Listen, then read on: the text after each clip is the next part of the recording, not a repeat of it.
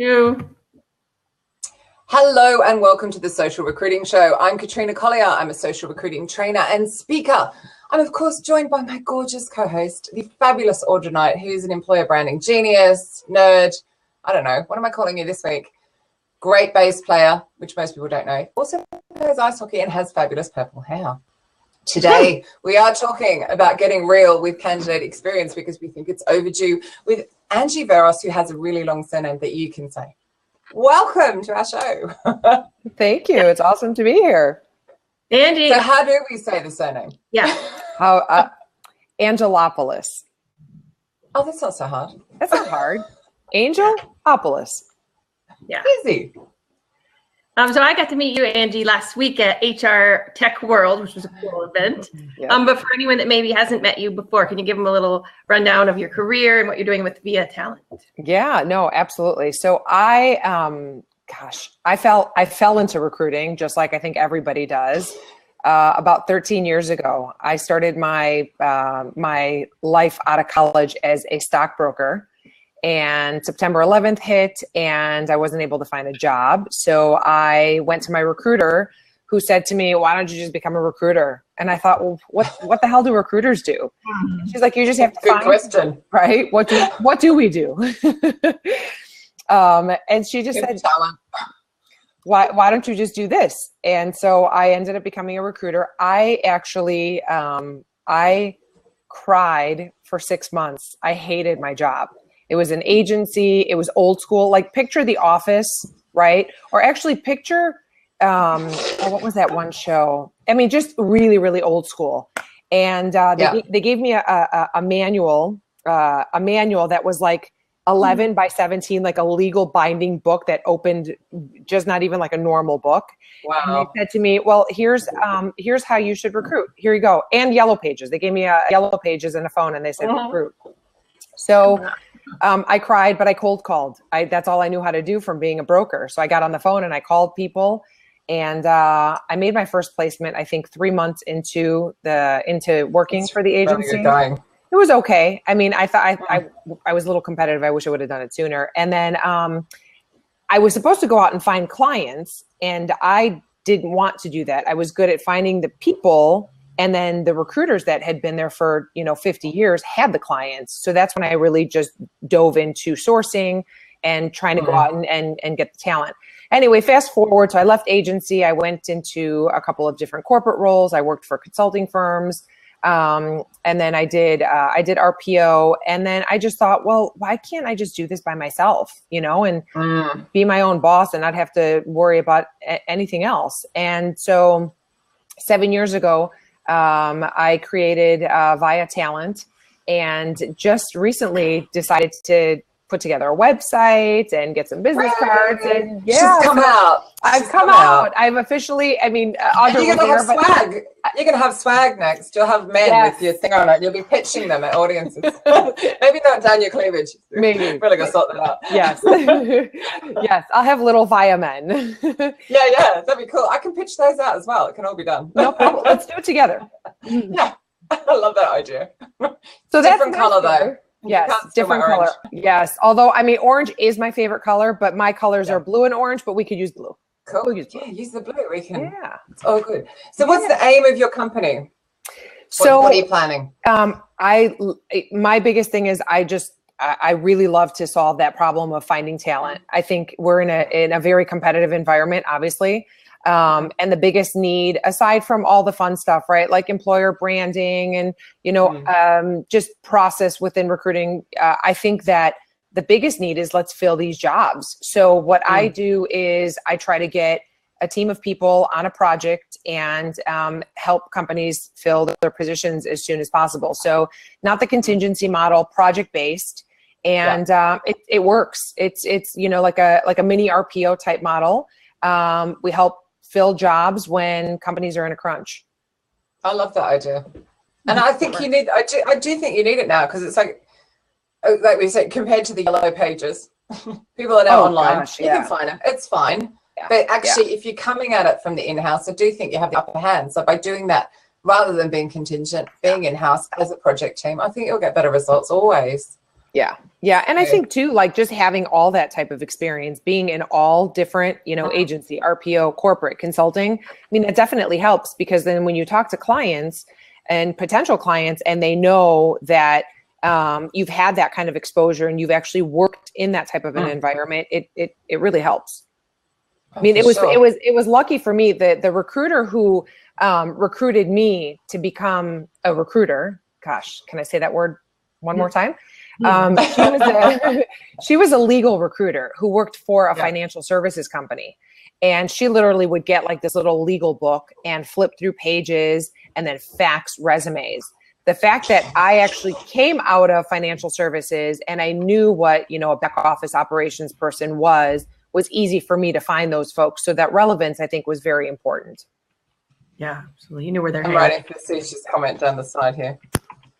Who's commenting? It's an explanation of what a fax is. I am, just in case someone there doesn't know. Yes. You know what a fax, does anybody, who does not know what a fax machine is? I probably just misspelled it. Is it FAX or FACS? I can't remember. No, it's FAX. Yeah, I mean, do they exist anymore? Do fax machines? Honestly, I had to fill out a new supplier agreement yesterday and said, what's your fax number? And I was like, yeah, let's just leave that box. Like, really? Still use 2017. Oh my God, that's so funny. I mean, I subscribed to like an online fax service once where you can just fax online. And like, why just not use email? Yeah, no, I think it was for the remittances. I'm sure it's just an old form and nobody's gone through and deleted off the fax number. Like, we don't need to ask for this. Oh, seriously, I was crying laughing. It comes up a lot. Yeah. And then if you want to go back a little more old school, if you have to do anything with Greece, they want mail, right? They want mail. Like, oh, just send it via postal. For real? Snail mail. Yeah. Yeah, it was very different when I spoke there earlier in the year. It's a different vibe. I remember I saw your posts about that, and that was pretty awesome. It was amazing. Really. I mean, one, it was a cool venue. And the people were very, very receptive to social recruiting, which was really cool. But I think the day before, we just sat in the sun all day drinking beer was the best. But oh, yeah. I know. Well, I'll be there. I'll be there in August. Let's go. I know. You keep telling me. I need to jump on a plane. Okay. Is that far from you? I can pick you up on the way there. Yeah. Pop in. We'll just make Audra jealous. Like all your photos off the bloody boat did. I'll grab Audra on my way to London, and then we'll grab you, and then we'll just head over to the Greek islands. Done. Good. Perfect. We'll just do some recruiting out there. So you wanted to get real with candidate experience. Why did we pick that topic? What's bugging you about it that made you want to get real? You know what? I'm a big fan. I think that candidate experience is important, right?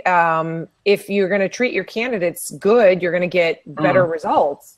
So I think that, you know, we forget the basics. I think when it comes to recruiting, right, there's so much noise when it comes to tools and technology. And I mean, Audra, we saw that last week with HR Tech World. And I'm a big fan. I try every tool, any technology that's out there, I will try it out. But at the end of the day, how are you going to engage those candidates, and how are you going to treat them real, right? I might be. Oh, I guess I was boring her. You were so boring. Where should go? I can't see her. Like, Audra. Oh, you. Sorry, they turned on and it was very loud. What? The TV just randomly like unpaused itself, and it was super loud. I didn't want to. Oh, we couldn't hear it actually. I didn't hear anything. Yeah. So I think I'm still very old school and I still do sourcing. Like I actively go out there and I recruit people and I get on the phone and I screen them. I mean, that's the part of the job that I still love. I really do enjoy that. And then finding them. What's wrong with the phone? No, there's nothing wrong with the phone. I call people. Like I will, if I find a phone number. Yeah.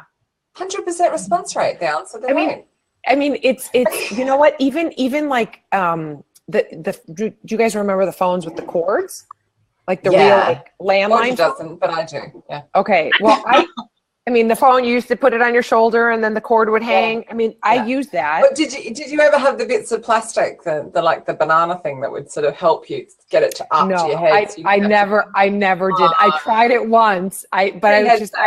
I felt like an old lady secretary, so I never used that. Yeah. No, I did get a headset. Like I got a mega headset, but I didn't really care for that. When I worked out like in a cube area, then of course I just had to talk on the phone. But then when I had an office, I just closed my door and put them on speaker because it was just easier for me. But the phone works. You know, I was watching a movie with my kid the other day and she saw a phone.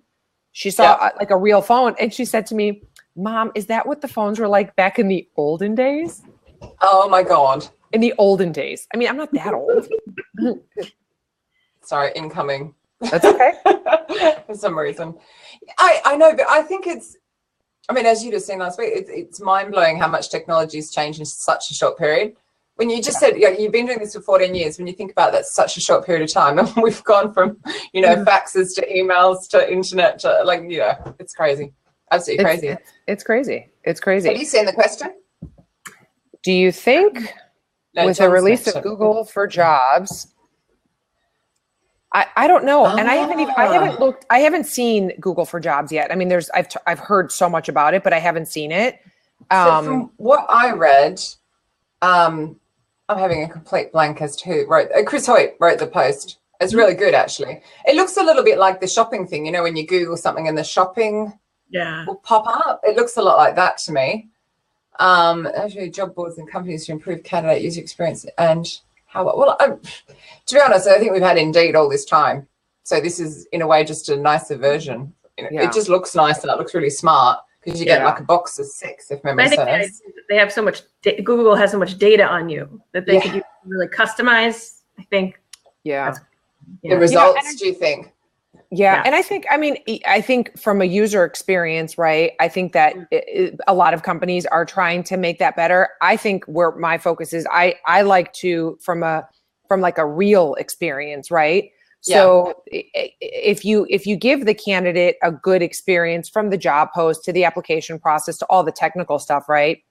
But then when you're having this human piece, like the biggest thing that I have a problem with is when you reject a candidate and then you never tell that person, right? Like the hiring manager tells you, okay, we're going to pass on John Smith because he wasn't the right fit, and then you're like, well, why should I call John and tell him he didn't get the job? Maybe he'll just assume if I don't call him, right? So that piece, I think, is so important. I think the reason why I love candidate experience so much, and people will disagree that it doesn't get you hires and whatever. And yes, it's not the bottom line that's going to get you hires, candidate experience, but it makes an impact on a candidate and what they're going to say about you. You know, good experience, bad experience, right? Yeah, when I was in college, I worked at Nordstrom, and back then, it was all about customer service, and leaving the employee entrance to go into the store. There was a sign, and the sign said, number 1, the customer is always right. Number 2, if the customer is wrong, go back to rule number 1. Or number 1. And so I always grew up with that you have to treat people the way that you want to be treated. Right. So, I mean, I just think it's important that you treat them nice, and then you get a good reputation. Bad news travels faster than good news, and you're not going to hurt anybody by being kind and nice to candidate, not letting them sit and wait in the lobby for 20 minutes before your hiring manager shows up, or, things like that, I think, are very important. I think even going back a step as well, where I actually interesting debate went on Facebook about this, but even just that, like if we're talking about Google Jobs, so your job's right at the top, you click it on a phone most likely, and you can't apply. Like it's like even it starts then. Like how easy are you making it? And it was funny because I think it was Animal actually shared my blog that says basically if you can't apply, go into the CEO, give them the phone and make them do it. Because I just don't see an easier way of getting the point across. But someone came back and went, oh, I don't think 10 minutes is a long time. And I'm thinking, well, depends what you're recruiting. I just think some people want it really easy that, they're in high demand. They shouldn't have to spend 10 minutes. It's just, how hard is it? Click CV, send. Resume. Sorry. That's it. Well, that's how it should be. I mean, if you're going to have like a 45-minute application process, who's going to spend the time to do that? Yeah. And then if they do, and you don't reject them, even without thinking the interview bit through, like they've spent all that time. Yeah. Yeah. Absolutely. I'm so sorry. He's just like breathing on me. It's the worst smell ever. Sorry. Oh, who? This guy? No. No. So you can see all my mess that's completely hidden from everybody because of my That's screen. okay. You can see my mess behind me. But Angie, when you talk about word of mouth, like it's even more, absolutely more important now with like Glassdoor and Indeed reviews and all those different sites. Because I mean, they are going to have their say, and that could affect hires right there. If, enough people say that. So. Absolutely. And we've always done that, no? We've always bitched about. Right, but it didn't matter so much. If we have a good experience. Now we can bitch to hundreds of thousands. Yeah. Yeah. And some people will believe it and some people won't. Like, I personally don't believe that a Glassdoor review that's perfect is real, right? So you're going to see all of it, right? The good, the bad, and the ugly. You're going to see it all on there. But why have so much ugly when you don't, when it's so easy, right? It's just easy. Yeah. I used to work at a company, and I used to preach to the team about feedback and getting feedback to me about their candidates. And not even that, like showing up for the interviews. I've actually had hiring managers not show up for an interview that was confirmed on their calendar. And then what do I do? Then I have to entertain the candidate while I have to do my job, and then try to cover up for that. Like, that's crazy. I mean, that, I've had candidates come to me and say, your recruiting process is terrible. What makes me believe that your business process is going to be any different, right? So doing that, that makes a difference. So when you've had that situation where you've had asshole hiring managers literally not turn up, how have you got around it? I mean, how have you got them on board with the importance? It's hard to get them all on board. If they're looking to fill their jobs and they've got candidates there qualified, pre-screened that they want, and they don't show up, well, I'm not getting them any more people. You have to stand firm on that. So you push back and go, enough. Which is what I do. But I'm just curious. You have to, but when you're working for a company, and it's a give and take, right? You're damned if you do, you're damned if you don't. If you don't get them any more candidates, then you're not moving forward with the business objective, to get the jobs filled. But then if they're not showing up and you're creating a bad experience for your candidates, and you're still stuck, right? So it's just educating them, at all hands meetings that we had, or just, calling a training session to let them know how simple it is. I think if you create a very simple process with the hiring manager and just, and have them be a part of it. There was a company that I worked for that had all of their employees be a part of the recruiting process. And so they felt that they had ownership in that, and that helped a lot. Yeah. So they were the ones that actually screened the candidates, and they were the ones that took them to lunch. And they were the ones, he's the 8-year little guy. Not little though. No. You've got the 2-legged variety. I have the 4-legged. Oh, no. He just wants to sit on my lap, which would be really painful because I'm in shorts and he's got really nasty claws. So it's like, here he goes. Oh my God, sorry. I've now lost my little man. Don't be sorry. David's Nicola, I'm pronouncing that correctly, is asking questions down here. Oh, so what was the biggest takeaway you had at HR Tech? But then, hang on. All hiring managers who fail to show up at their own scheduled interviews shall receive 10 lashes. 10 lashes. Bring it on. Bring it, David. I think Angie would really enjoy doing that. Oh, I don't know if it's appropriate to talk about that stuff today. Oh my gosh. I mean, sometimes I don't know if it's nice to say this, but I just want to beat them down sometimes. Like, just right. All you have to do is show up to your interview, just go. Or reschedule. Bubble. Like, we all get into our work bubble. That's why I love doing what I do, because I'm not in a bubble. Yeah. So I think that's the problem. I think, again, it goes back to educating them. If they don't know how important, like, people think that the recruiting function is a non-generating function. So why should we consider that to be an important thing in our business? And that's so wrong, But I think that if you go to, if you take the facts and you show what the value proposition is when it comes to money and numbers, I think it makes a difference. At one point, I was looking for a recruiter to come and help me because I didn't have the bandwidth to work at, for some of these jobs. And it was a consulting firm. So showing the value of not having the resources for the client, then you lose the project. The project could very well be $1 million, $2 million, $5 million, $10 million project. So how can you tell me I'm not in a revenue generating environment? If I'm finding you people to generate revenue for the company, I mean, that's still it. So yes, David, lash. for sure. Yeah, bring it on. Bring it you a whip. New branding. Yeah. That's what, if you're not throwing out little men, you're throwing out whips. When you speak. I can just imagine, right?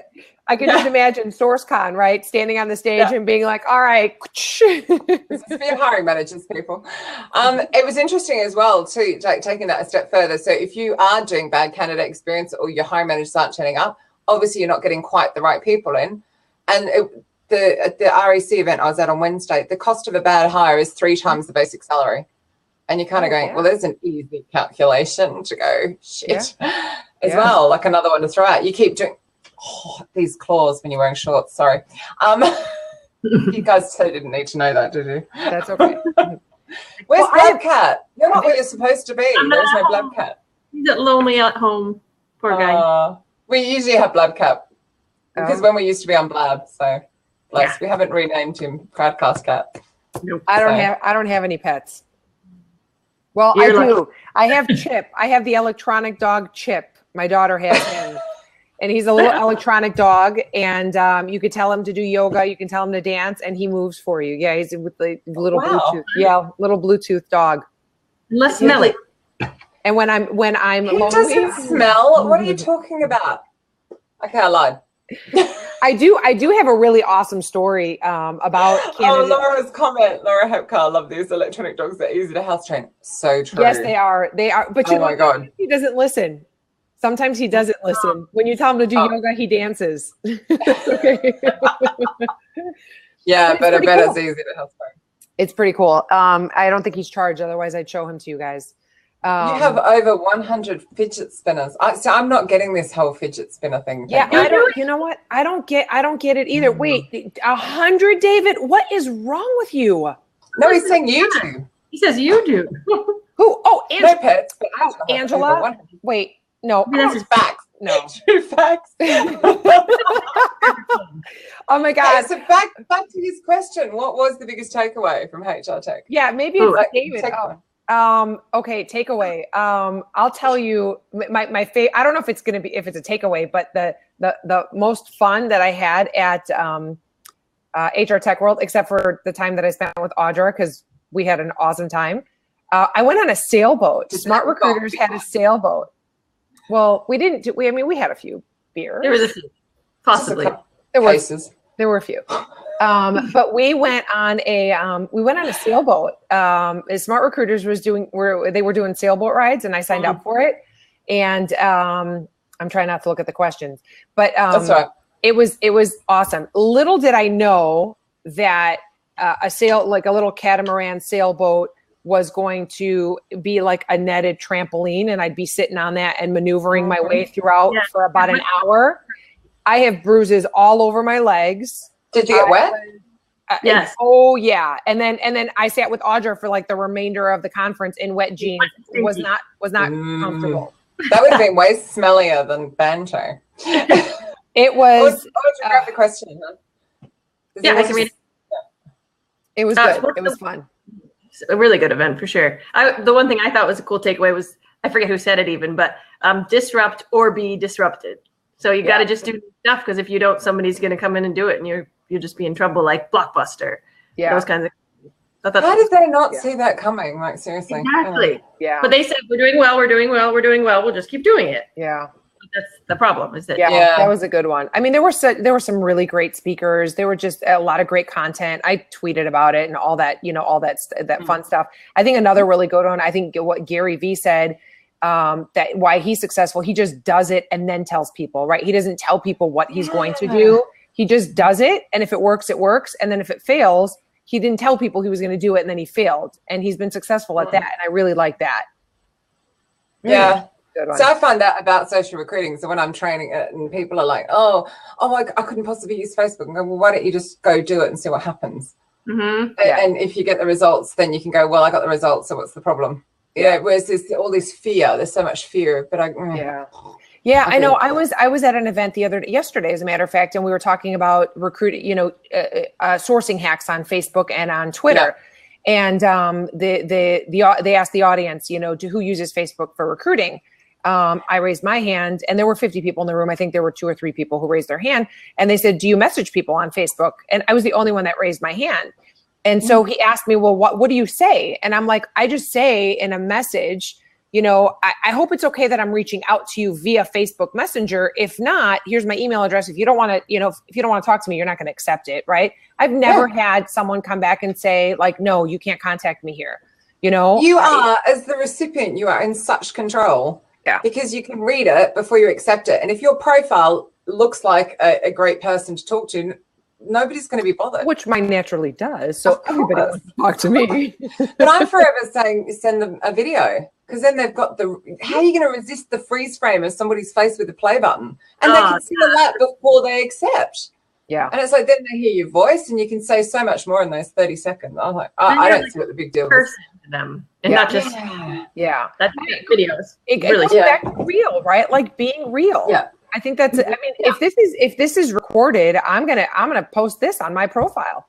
Then they can see who I am. Yeah. With my little and friend. also when you start looking at, this fantastic move that LinkedIn's made, blocking all the Chrome extensions, I get why they've done some of them, but what frustrates me, of course, is they block the ones that allow you to cross map and find out the extra bits of information you can use in that beautifully targeted personal information, messaging. That frustrates me. But I get why they've done it. At the same time, I'm like, it's just dumb. All that's going to happen is we're going to shift. Yeah. We're just going to finally go enough. Found somebody, I'll Google their name. Oh, look, they're over there on Facebook. I'll go over there. Exactly. There's no point paying to send an email when nobody's using the site. Yeah, because I agree. They've turned off the email. Yeah. It's like, But so I hope that more and more will use Twitter and Facebook. I think they're amazing. I think so too. I mean, there's Instagram. Oh my God, Instagram. Like freaking message everybody. Really? Yeah. That's the one I haven't tried that. Accounts. I haven't tried Instagram. I'm not on it very often. I probably should. But then Snapchat. I mean, do you guys do anything on Snapchat? I don't know. What? We went really buzzy on Snapchat and then went quiet, didn't we? I think because everyone's doing Instagram stories instead. It was really time consuming. I loved it, but I ended up spending a lot of my day taking clips of videos, and it really made my family too. Yeah, I have a Snapchat account. I think I have like one friend on there. I don't even know how to use it. So I don't do that. But I do Facebook a lot. I do Facebook a lot. Tangled on him. Right. I'll send you some stuff when we come offline anyway, so you'll be able to have a gander. But I'm a huge Instagram fan. Okay, good. Then I have to start doing that too. Laura Hepka, you are absolutely right. The only thing I know how to do on Snapchat is look at just open my mouth and stick out my tongue and have a rainbow come out of it. Or fire.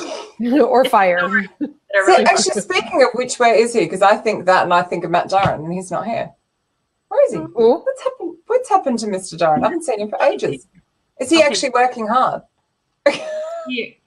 Poor guy. Is he? I looked at his schedule because I needed to set up a meeting with him, and it was just blocked all week. Wow. Apparently Matt's getting his beard done, according to David. Oh my God. David, you're so funny. And I owe you a phone call. I'll call you later. He's just the best. David's awesome. Yeah. We should have got him on as well. It'd be all craziness. Yeah. Come on, David. Throw something at us. We're ready to hear about your It's all new going to facts. happen. It's all going to happen. They got all quiet down here. Yeah, they did. Are we not entertaining? Some lovely new people who aren't chatting, which is lovely as well. We have another question up here. I'll read. What's the one thing candidates want or need most once they're in the hiring process? And then he says, once you get the hiring manager to show up for an interview. Yeah. Oh, that's Laura. Yeah. Cool. Yes. So I think it's important, number one, for them, once they're in the hiring process, to know what that process is, right? So be transparent from the beginning and let them know that, the first step is going to be a phone interview with this person. The next step will be, you'll come into our office. What I used to do for one company, there's two examples I'd love to share. There's one company, software development firm here in Chicago. I would send them a complete list of, this is who we are. This is how we work. Here are a couple links to the, best places to work or blah, blah, blah. Check out these profiles, kind of prep the candidate so that they know what to expect. And then when you are on site, you will be meeting with these folks. They will take you to lunch. Do you have a preference? I mean, just full transparency. And then they would know that if all goes well during this conversation, you know, the offer will go out, you know, within 3 days. Like they had a, you know, process that was just perfect. And I really liked. Candidates appreciated that because they were fully transparent from the very beginning. There were other companies that I worked for where, and mostly on the consulting side, they're like, we like the candidate, but we may want him to come back in again. We may want him to come and meet with the client. We're not sure. And then that process lingered so much, and it was very hard to keep them, you know, entertained, if you will. One guy that we hired was, I recruited him and I kept him in my pipeline for 9 months. 9 months. Luckily, he was okay where he was at. Well, because we didn't have a specific need for him at the time because it was a consulting firm. But the nice thing was that he said to me after the fact that had it not been the way that you communicated with me and kept in touch, like invited him to a happy hour or let's grab lunch or just an email like, hey, you know, want you to know that we didn't forget about you. And then 9 months later, he was hired. Like you have to nurture, right, the relationship. So I thought that was... Like when you think about it, so, you know, you go, well, actually, you guys probably don't do this so much, but London being all about public transport. But, you know, you turn up and it'll say the tube's arriving in this time or the next bus is at this time. Or so we always have that clarity in every other area. But for some reason, when it comes to this, we're like, oh, no, we don't need to give any. But people always want to know. Yeah. You know, like when's delivery happening? You go online, you check out the delivery code. It tells you it's coming out at this time. And if you don't know, you get frustrated. Exactly. Exactly. Or the feedback thing, right? Like, you know, hiring managers don't give me feedback. Okay. So you're going to try to get as much feedback as you can from the hiring manager. But if you don't really have much, well, tell the candidate, you know, I don't have much. I don't have much. Just be, you know, transparent. I'll tell them my thoughts, right? Like, I think you sucked at this. I mean, I won't say it like that, right? But tell them that I think next time you need to, you know, whatever. I had someone message me the other day who said, you know, I think I did really bad. And then she stated exactly why she thought she did really bad during the interview. And so I read that to the hiring manager and I said, so this is what she feels. And she goes, yeah, exactly. She sucked, you know, but I didn't tell her that. Wow. You know, I just gave her the feedback and said, you know, maybe you need to brush up on your, I don't know, communications, whatever it was. Yeah. But I do want, you know, one company that's doing an amazing job, I'm going to give a shout out to is Duo Security. And the reason I say Duo is Ambrosia. So I interviewed for a job with Ambrosia like a year and a half ago, and I didn't get the job, which was fine. I wasn't the right person for that job. But I do have to say, the entire interview process, although it was lengthy because they had a lot going on, there were a number of moving parts. Every single person that I interviewed with asked me at the end of the interview, whether it was video, they were mostly video calls, whether this works out or not. Can you tell me so far how your experience has been? Wow. And it was, and I thought it was so amazing that even like their one of their VP of business development that I spoke with asked me that. Their CEO asked me that. He was one of the final conversations. That's such an awesome question. It was awesome. He said to me, regardless of whether it's going to work out, tell us what your experience has been so far, right? And I did say, you know, although it's been a little lengthy, but I understand the circumstances with travel schedules and whatever. I mean, the fact that they actually took the time to ask me that, right, to even care, and then I didn't get the job. Well, guess what, ladies? Every time there's a post about Duo, it's liked and retweeted and shared. And I mean, look at the positive news, you know, that I'm sharing from just having an experience. I didn't get the job, but I had a great experience, right? And then there's other places where, you know, I've had a really shitty experience and then maybe took the job. I don't know, but you know. And then you find out it's like the whole way through and think, what was I thinking? Exactly. Absolutely. Yeah, absolutely right, Laura. Good candidate experience equals advocacy. Yeah. That's amazing, though, even if you didn't get the job. Oh, yeah. Yeah. And I told Ambrosia when I saw her last week, I'm like, I just think you guys are doing such amazing things. And if they're doing that with every other candidate, you know, I mean, don't get me wrong. People will slip through the cracks. You've got a lot of volume. You've got a lot of stuff going on. But if you can try to be as consistent as possible, you know, fun fact, I know David's going to say something. I grew up in the restaurant business. My family had restaurants and the same thing goes there, right? The Yelp. I mean, people have a bad experience. They're not going to come back. And consistency, you know, you're going to go to a restaurant and you're hoping that, of course, the service is going to be good. But then the food, right? Like if you're not consistent with your product, you know, then people are going to stop coming to your store, you know? So That's my So, but story. it's like, you know, that we're having with these. You probably remember me freaking out about these because I had them printed. That's the first time I've ever had any swag made. And my logo rubbed straight off. And the guy got them printed and he sent them. He FedExed them to the US. So they arrived at the conference 2 hours before I spoke, all the way from the UK. I wrote him the best review. I'm not sure he's ever seen it, but I went straight on to everywhere that it would be seen, you know, Google Maps, etc. Yeah. Dog groomer up the road. I wrote them a 1-star. You know, and all it was that they just were rude. That was it. And it was like, I don't know, but it's so easy to be human. Yeah. I don't know about you guys, but for me, like, I worry sometimes, like when I go out, like if I'm going to go to grab a cup of coffee, you know, I want a good cup of coffee. Right. Yeah. And sometimes I worry when I get to the place or, you know, and I like little boutique coffee shops. I'm not a big fan of Starbucks or, you know, I like those, but I worry sometimes when I walk in, I'm like, oh my God, are they going to make my coffee okay? Or like, I'm looking forward to going and having dinner with my family at this, you know, at this restaurant.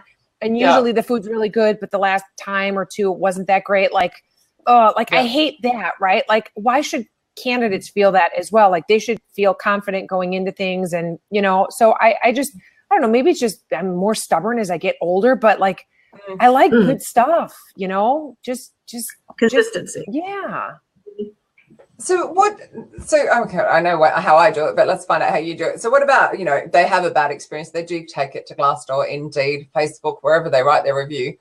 What's your suggestion on tackling it? So I think on Glassdoor, if someone writes a really bad review and if it's true, right, you have to respond to it and I think be real about it, admit that maybe you did make a mistake and in a nice way, you know. There were times where our volume was pretty high and we did get really bad reviews. And so it was, you know, we thank you for your feedback and for being candid. And although this isn't the normal way that we like to do business, unfortunately, and blah, blah, blah, you give your excuse. But I think acknowledging that you did that, I think goes so much further as opposed to just letting it sit there. You know, some people don't believe in Glassdoor. Some people think that their company has been hijacked by Glassdoor and that they just put all that information on there. But you know what? It doesn't matter. These days, it doesn't matter. Someone can go on Facebook on their own account, tag the company and write, I had a shitty experience here. And then it's public knowledge, right? So I just, you know, being transparent about it and tackling it and acknowledging that there's an issue, I think is very important. I think there's an absolutely brilliant one. So Just Digital People, a recruitment agency in Australia, random fact, as opposed to me being biased. And they're slightly insane. So they're a bit like chalk and cheese or Vegemite or Marmite, as Audra and I would talk. You either love them or you hate them. But they have a really, really shocking review on Facebook, 1-star. But what's even funnier was the girl then goes back and writes a comment on her original one saying, I stand corrected. I have now met them and they are not like I thought. And she's now like, it's now fine. And I think it's really brave they've left it there as well, because I'm sure there was probably a way. Oh, well, actually, because you can go and turn reviews off altogether, which would hide them all. But they've actually bravely left it there.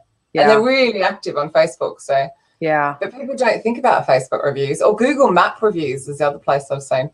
Oh, sure. People just don't even think. And it's like, you know, I was looking for horse riding lessons and there was this, don't work at those stables. They're really shit. They underpaid me, blah, blah, blah. Like, Okay, then. Yeah. No, I couldn't agree more, but that's awesome. She went back and said, I stand corrected. Yeah. That's great. And I just thought good for them for leaving it there.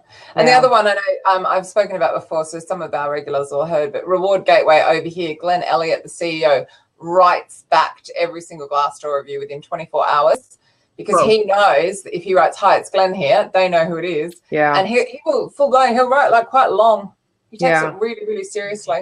Yeah, I think doesn't one of the CEOs, is it Zillow? Was it's some other CEO? I can't remember the name of the company. I think he tweets like every Friday, like time to do my Glassdoor reviews, and he responds directly to them as well. I thought the CEO of Zillow was also at some point the CEO of Glassdoor. I could be wrong. Do you know, I have to ask Kay Callison works at Zillow. Yeah, I can't remember, but it was someone. It was a CEO, and before I insert foot and mouth, I'll stop. But someone does that. But that sounds awesome. Yeah. I think more commonly CEOs don't even know what Glassdoor is. Yeah, it's just not there yet. I think it's changing though. Yeah, no, it's crazy because it's big. It's not small. Yeah, but also now with the Google Jobs things, it's coming up even higher. So there's something going on there. Yeah, I can't wait to check that out. I haven't had time to look at it, but I can't wait to look at it. It's only in the US. I mean, we still haven't got Facebook jobs here, but mind you, I personally think that's a waste of space. But go, Audra. You look like Bewitched just then. Oh, see, I'm showing my age. I know Bewitched. No, I know Bewitched. I know Bewitched. Yeah, do you know Duran Duran, right? You know who Duran Duran?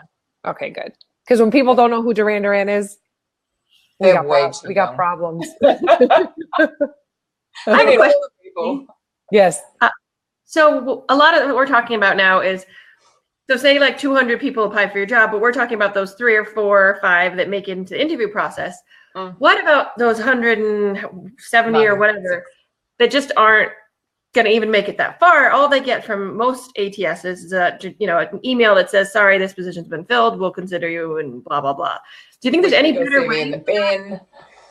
I don't know. You know, that's a problem that I don't know how we can solve. I'm sure that there's other solutions out there, but I see that, when you post a job through a recruitment marketing platform, right, and you're not able to get the responses back because you get so many candidates, right? So you have an automatically generated response saying, we'll be in touch if there's a fit.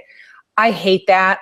Because I've gotten those before. How do you tackle those? I mean, again, I'm so old school that I email every candidate individually, and it takes up a lot of time.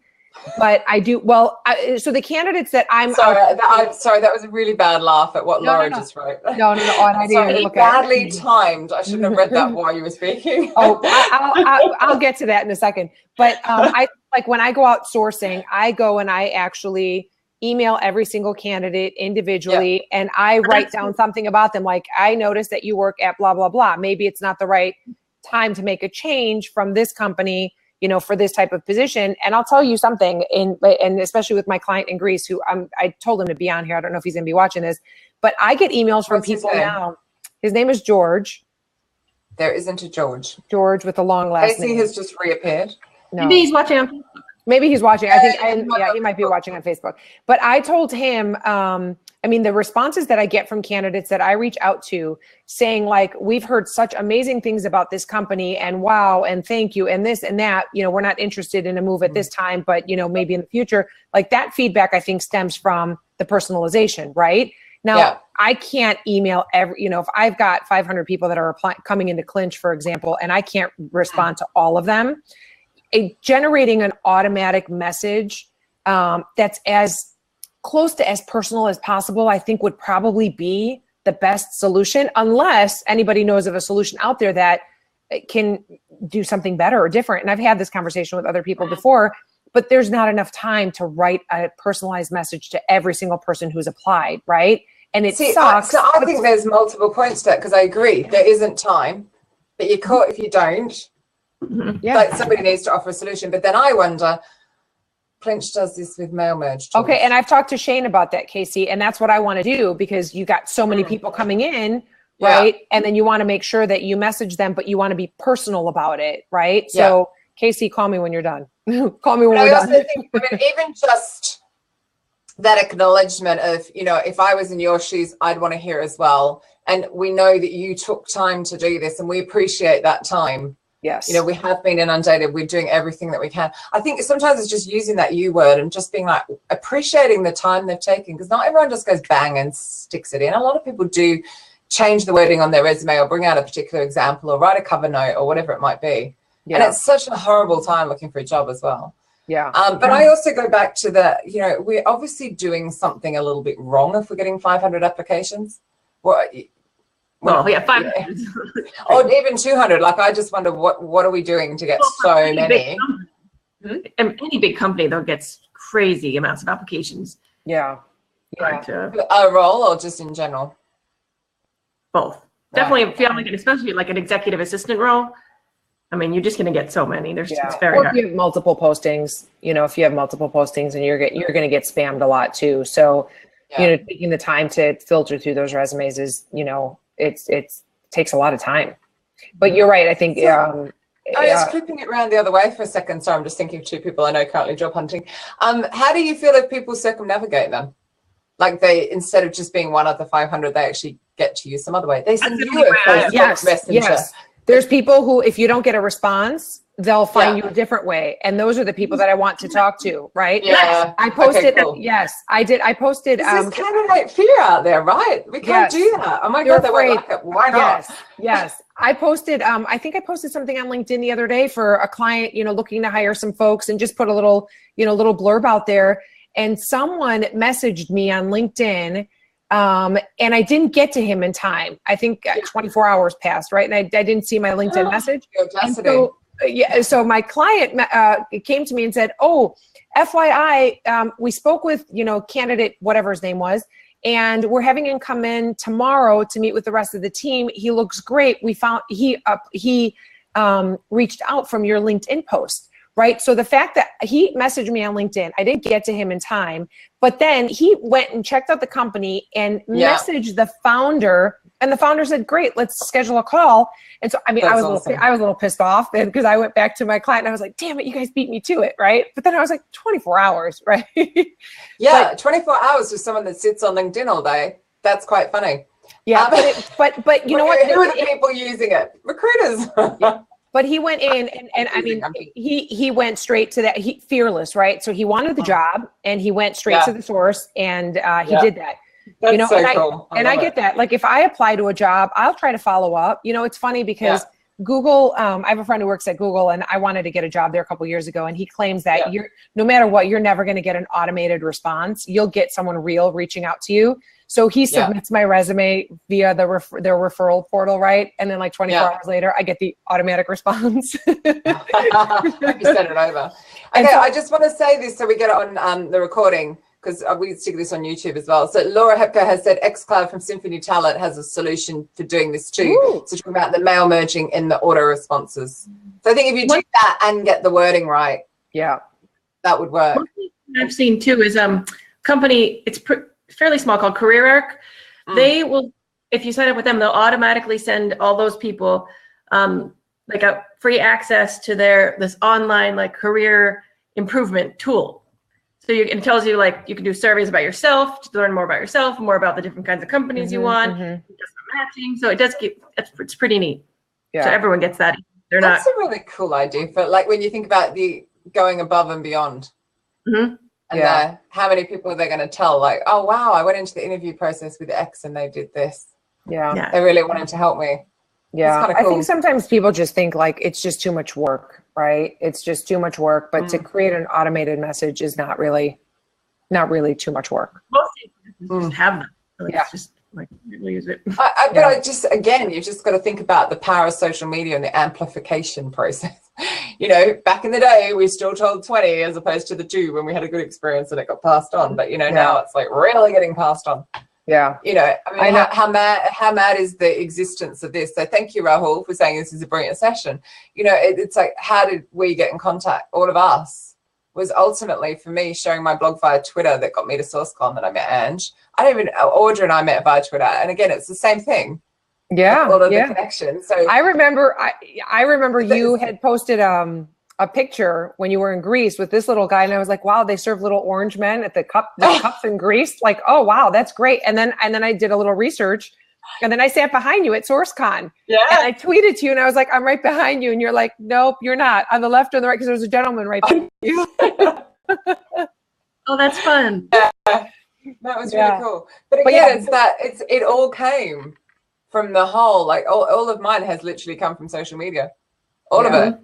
And I'll get stuff, and I'm not saying this to blow my own trumpet, much as it sounds great. I'm more saying it for it actually shocked me that I'm speaking at a conference later in the year in Czech Republic, and someone said, oh my God, I cannot wait to meet you. I've read all your stuff. And you're just going, wow, my stuff hits the Czech Republic. That's so cool. Because I don't know, I just stick it out on Twitter and off it goes. And, you don't think about it, but the reach that we all have. Looking at Be Human Men right in front of me. Always remind me. See, I want to see photos of these Be Human Men out on the internet. That's what I really want. All right, I'll take a picture. I'll do a selfie. I'll post it. Yeah, currently I'm a bit worried. I'm just sharing too much cleavage. No, you're good. But to I have my Be Human sticker actually right there in front of me on the bottom of my computer thing. There you go. I just took a selfie. I'll post it with a little guy. I know. We need more of that. Because this whole thing, all of the candidate experience, all of our sourcing, all of our everything. Actually, I was talking to another client and he wanted me to take all the human bit out of my sourcing training. And I'm just going, why? I'm really not going to do that, because you're just you're not getting it. If you're you're already telling me that candidates aren't responding, and I know damn well it will be whatever the outreach wording is. I hate that word, sorry. But I know that, and I'm not taking that out. I mean, think about it to what Audra's point was earlier when she said about applying, right? You know, have the CEO go in and apply for the job. Yeah. Take a walk in their shoes, right? I think we all talk about the same things in the industry, but we never really take the time to feel what it's like on the other side, right? On the recruiter outreach. Like if I was looking for a job right now and I was interviewing, what would I want? You know, I want to be treated nice. I want to have transparency in the process and know exactly where I'm going to be going. So if you reverse the roles just for a minute, then you figure, well, that's all you have to do is just do that, right? I'm not going to take my time to apply to a job that's got 400 questions or, you know, whatever the case may be.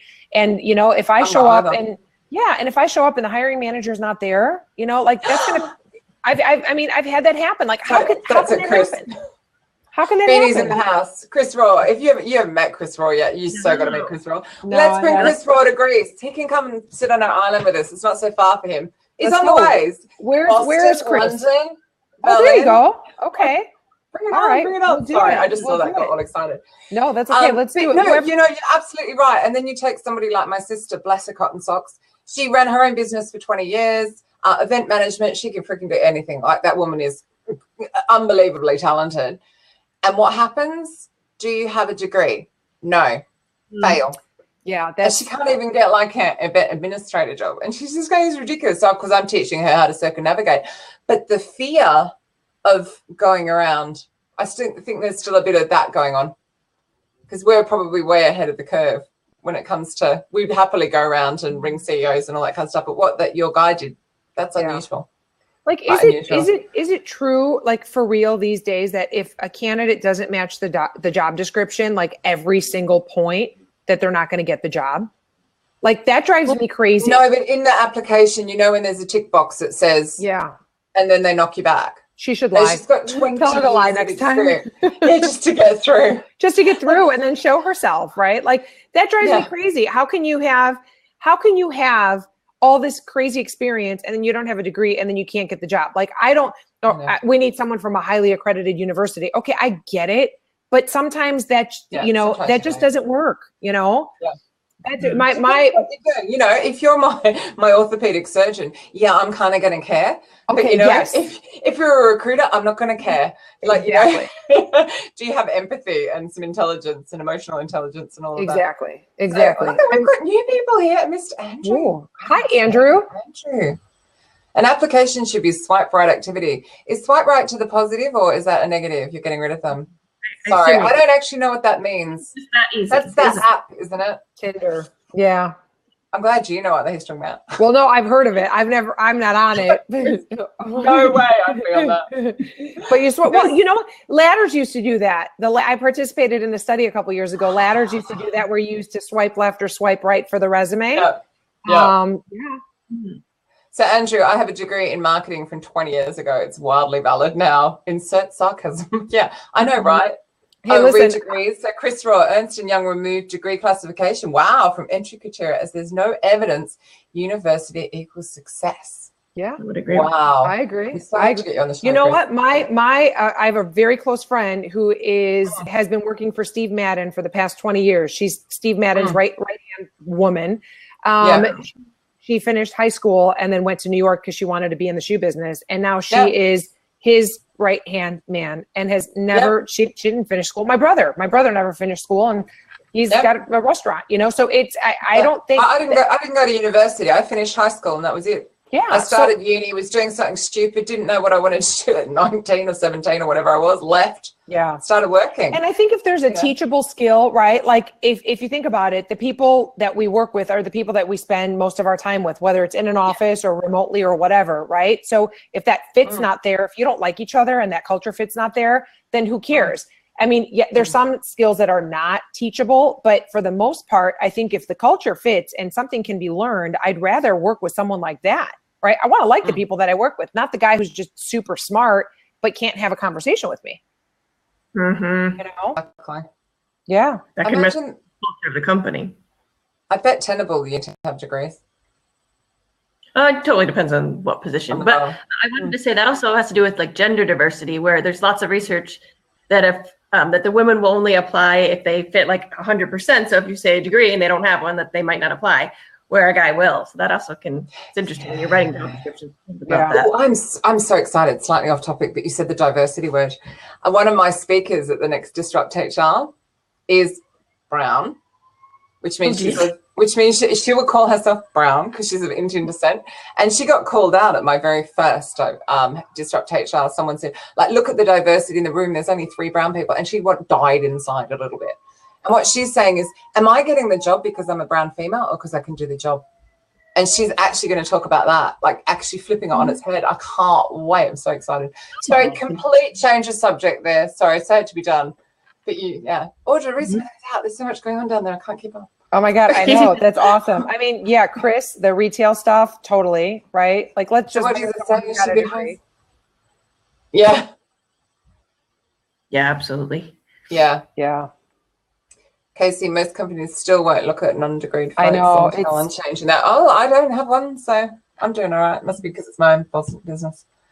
We changed a lot of our job descriptions to say must have and preferred too. Yeah. So we put the degree for a lot of them when we can into preferred. I mean, if you must have Java development skills because the job is a Java developer, I get that, right? But, you know, highly accredited university, you know, to become a Java developer when you've got 15 years of experience working at Facebook or Google, like that just doesn't sit right with me. Yeah, of course. German. I'm glad I know. I knew what he meant because I've heard the word before, but it was like, I hope Chris puts a subtitle for German for exactly. Okay. Yeah. Oh, yeah. I'm trying to throw in a Greek word now. I can't remember how to pronounce it. It's so annoying. It's gone out of my head. Never mind. Janelle. I can't remember. It's gone out of my head. We're running out of time. How can there only be 3 minutes left? Oh, how did that happen? I'm under an NDA, so can't actually say which particular company that we all know was talking to me about rearranging profiles, but they were going to bring education really visible. And I'm going, I get that for grads, but I don't get that for people who've got 10 years experience or 12, because so many of us have a degree in something and then end up in a different direction altogether. And I think plus it would increase a whole load of bias, because instead of reading the blurb and then getting to their education and seeing what school or university they were at, you'd rule them out straight away. It was quite interesting. Oh, Jim's back just as we're finishing. Well done, Mr. Stroud. Well, see, now that he's here, we're going to stay on for another hour. Yeah. We'll just bring him on. Are you dressed, Jim? Got your makeup on? No shoes. Bring him on. So, not really. Goodness. It goes so, Andy, so fast. Will you be at the next SourceCon? I will be at the next SourceCon. I will be speaking at LinkedIn Talent Connect in October. Wow. Isn't that cool? Yeah, I'm excited. And I'll be speaking at SourceCon in the spring. Oh, we're going to be at HireConf in September. HireConf. Yep. Yeah, Katrina, you got to come in. Well, not unless I'm asked, no. So I'm Airy Full, and I've got one in Dallas as well, but I'm not at SourceCon. Not the next one. So, cool. Well, next week, we have Mr. Donovan is on next week. And you said he's bringing a guest, and I can't remember who you said because I haven't updated it yet, Audra. Who did you say? Oh, Abby. You know Abby Cheeseman. Oh, yeah. Love Abby. For some reason, Casey didn't want to come on solo. Casey, what's wrong with you? I'm going to be at Abby's office on Monday. Oh, nice. Yep. That'd be fun. We're talking about video. And there's like so much. No relation to Downtown Abby. Abby from Skill Scout. Yeah, no, that looks really cool as well. Right. Out of time. I can't believe this has happened so fast. God. Thank you so much. Thank you so much for having me. I had so much fun. Let's do it again. And I've got all of my questions written down. as well. Customer service and all that, and candidate experience, amazing. So thank you. So many We'll let insights. the dogs out. Yeah, there's That's definitely a dog awesome. barking, and that's not mine. They're out. Oh yeah, Yes. SRSC in January. Audra and I are there, of course. Yeah. Forgot about Ooh, that. in August. Maybe I'll have to go to that one. No, we're going to No, Greece. we're Jan. We do Jan. We have Oh, a big piss okay, up I'll do reunion Jan. every Jan in San Francisco. I'll do I'll send January. you too. Yeah, Yeah, send it to me, Audra. Okay, cool. cool. And I've got Ladies, some thank stuff to you. send It was as such well. an honor. Oh, It's so much fun. Thank you so no, much. thank you. See you soon. Bye. Yes, thank you. Bye. Bye.